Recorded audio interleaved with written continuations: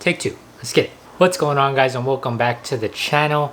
And today we have a pretty cool video for you guys because we're going to be comparing all three generations of the Lexus IS line. So right behind me, we do have the 3IS, we have the 2IS to my left, and right behind the 3IS in the driveway, we do actually have the first generation IS300. So most people don't even have the luxury of even seeing or even driving all three generations of the IS, but today we're pretty much going to be comparing the main differences from each of the generations and seeing how they kind of evolved over time, whether they were good or whether they were bad. So we're going to be comparing them in 4 separate categories. The first one is going to be exterior, the second one is going to be interior, third is going to be comfort, and the fourth is going to be modability. So the first generation of the IS300 first came out in 1998, and some of you may have seen, some of you may haven't, the emergence of the 2021 Lexus IS. In my opinion, it was very underwhelming.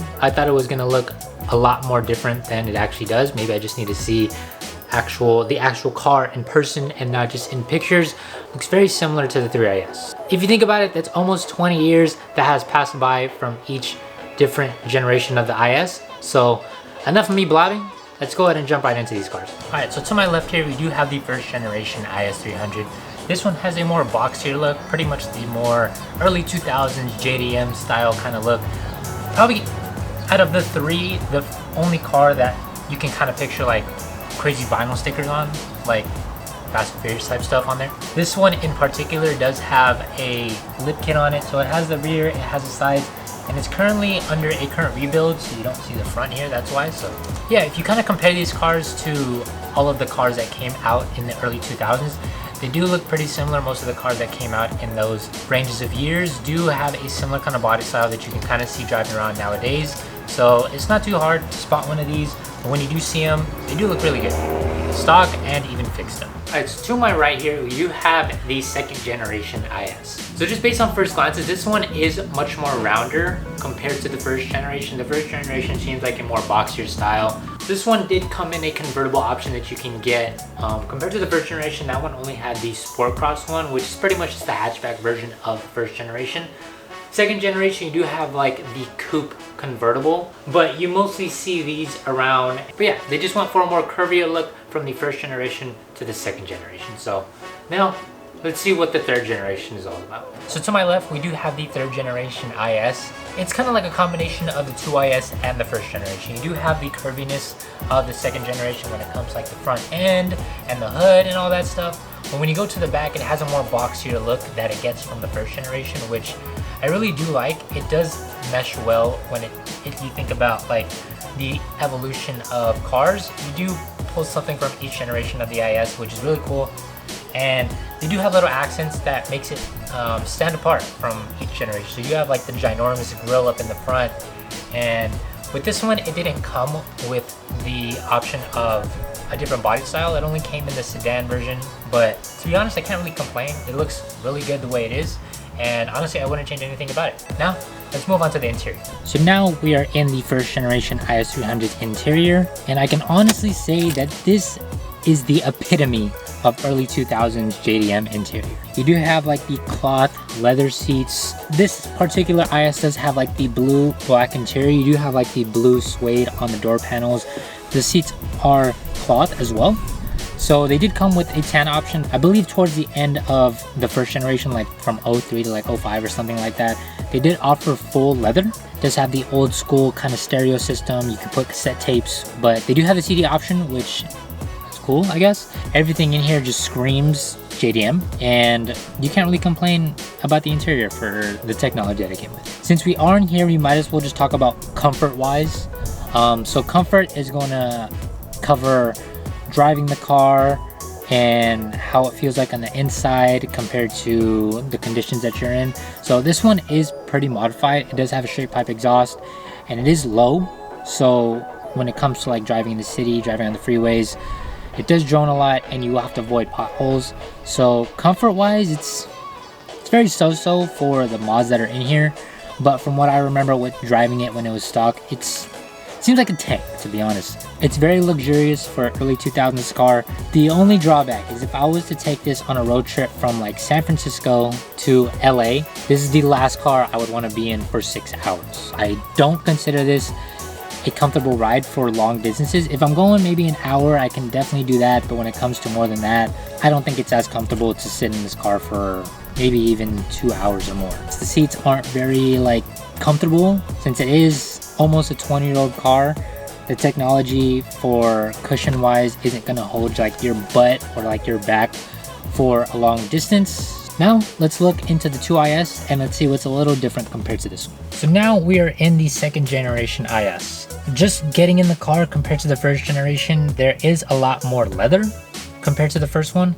There's not a lot of cloth. I don't really see a lot. It's really just the floors that are like not leather. That's a big difference from the 1st generation to the 2nd generation. And the technology in this one, it's okay. It wasn't like, oh wow, like you really added that, like blah, blah, blah kind of stuff. This one didn't come with the navigation system that most of the ISs do, and this one didn't come with heated seats or cooled seats, but they did come with the option of the nav and the heated seats and the cooled seats, which the 1st generation didn't have. Obviously, constrictions with technology during that time. You can't really be mad with Lexus about that, but the 2nd generation was offered new technology. Like you had the nav, that was definitely new. You had the heated seats, which was definitely new, and everything like that you see that is mainly focused for the driver is pretty much upgraded. Like the dash itself is upgraded. So compared to the 1st generation IS, the dash is very technologically advanced. You do get reminders every so often for oil. There's nothing really groundbreaking. You do have the push to start, which was something that the 1st generation didn't have. But other than that, I don't think there's really anything in here that makes it crazy. So we're just gonna continue like we did in the 1st generation and talk about the comfort wise in this car. So in my opinion, I think this car is very comfortable. I have sat in, well, I don't want to say it was very long. It was maybe about an hour and a half tops. But if I were to take it on like a 6-hour road trip to LA, for example, I think I could definitely take it. This one is straight pipe and it is lowered, so the drone will definitely get to you, but the sound deadening in this car is very, very good.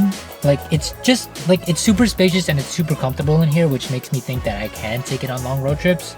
And the seats are decently comfortable. Comfort wise, it is pretty good. The only drawback, and I didn't talk about this in the 1st generation, is these damn cup holders. So the 1st generation had like this one ginormous just compartment like right next to you, and like you could probably fit 2 water bottles in there, but there's no like divider. Like you have to buy that separate from the car. Like I don't know if there's any cup holders in the back of the 1st generation.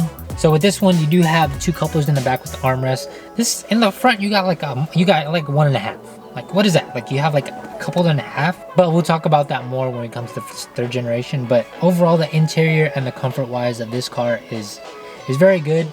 Enough of the 2IS, let's go ahead and move on to the 3rd generation IS. So now we are in the 3rd generation IS, and everything in here is updated with technology. I don't know if each 3rd generation came with heated seats, but it does have the option for heated and cooled. And even like anything from the seats to the steering wheel, when the navigation and the dash, like everything in here is up to date with the newest technology possible. Maybe not possible in cars, but I guess with Lexus's budget, I guess you can only get what you can get. This one does have the touchpad with the navigation, and then with the dash, it doesn't move when you do like a certain option, which I think is super cool. As you can obviously see, I'm in a red seat. Door panels are red. It does come with the option of black and tan, and this one does come standard with Bluetooth. So if you have your iPhone, or if you don't have an iPhone, you got an Android, it does have that Bluetooth option where you can connect your phone automatically.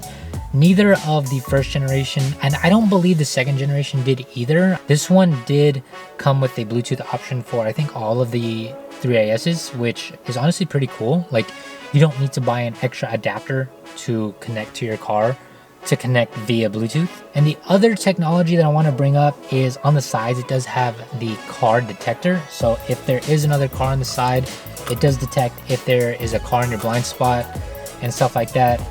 Obviously, it's not a replacement for you looking over your shoulder, but it is there when you need it. One con though, I brought it up in the last clip with the 2IS, is these damn cup holders, bro. I think you do have two in the back, just like the 2IS in the center, like armrest. But like, what the hell is up with these like front two ones, bro? Like with the passenger though, like if you have someone sitting in the passenger seat and they do want to chill their arm just on the center console, like they're gonna be chilling their arm on the freaking cup holders or on the dash. Like that is super uncomfortable. If you do have water there or if you have any other drinks there, like your arm is just gonna be chilling on the drinks. If it was my personal opinion, and if Lexus takes anything away from these videos, just move the cup holders up on the passenger side just a little bit, like just right there, so you can have that person just chill their arm there, and then you can just either just grab your drink like right there, and then just, so now when we're talking about comfort for this car, I want to say honestly about the same as a 2IS. I wouldn't say that it's more comfortable, but I wouldn't say that it's less comfortable. It's about the same comfort wise. I can definitely see myself sitting in this car for, I want to say a 6-hour road trip and then a gap in between, just take a little break. I think the technology in the seats it looks cooler, but how is it on long road trips? I haven't taken this car on a long road trip at all. Longest I probably sat in here was maybe like 45 minutes, and that was as a passenger.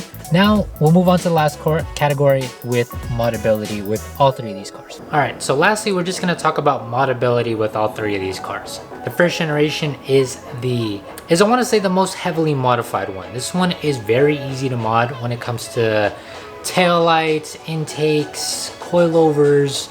Pretty much anything you can think of when it comes to modding this car is very, very easy. And the aftermarket community for it it's not hard to find parts. Any mod that you can probably think of doing to this car, chances are someone has probably done it before. Swap an actual 2JZ GTE in it, swap it to stick shift. Anything you could probably think of, chances are someone has probably done it, just because of the time that it's been out on the market and the amount of parts and the ease of being able to mod this car is very easy. It might be a different story when it comes to the second generation and third generation. Yeah, let's move on to the second generation. Modding this car, ease-wise, I want to say isn't very high, but the community for aftermarket parts and the amount of people that have done mods to this car is very high up there. So if you want to do some exhausts, people have experimented with different kinds of exhausts, different kinds of body kits, wide bodies, suspension wise, chances are someone has probably done that before. This car will definitely be fun to mod. Chances are this car might be a pain in the butt for you to work on, because I know sometimes it has been for me. So I'm just basing that on experience. Modding the IS300 was super easy. I just thought it would translate to this one when it really has. Let's actually move on to the third one. So the 3IS is definitely the most newest, and it doesn't take much for this car to look good when modded.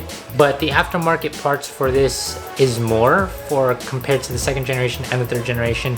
Obviously because it's the newest and people do have the opportunity to get these cars on the lot.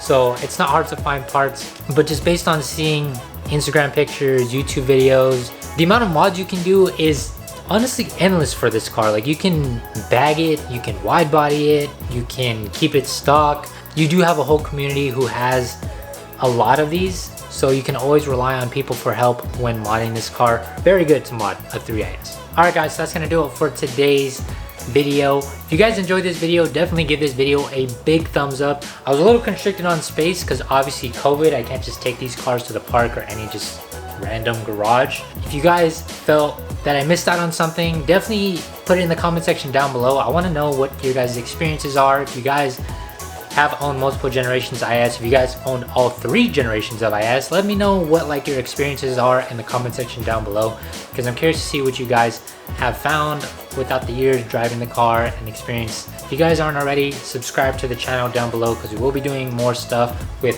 this car. And obviously I mentioned the rebuild with the first generation, so definitely stay tuned for that. But yeah man, thank you guys for tuning to this video. I hope you guys are staying safe, and I'll see you guys in the next one. Peace.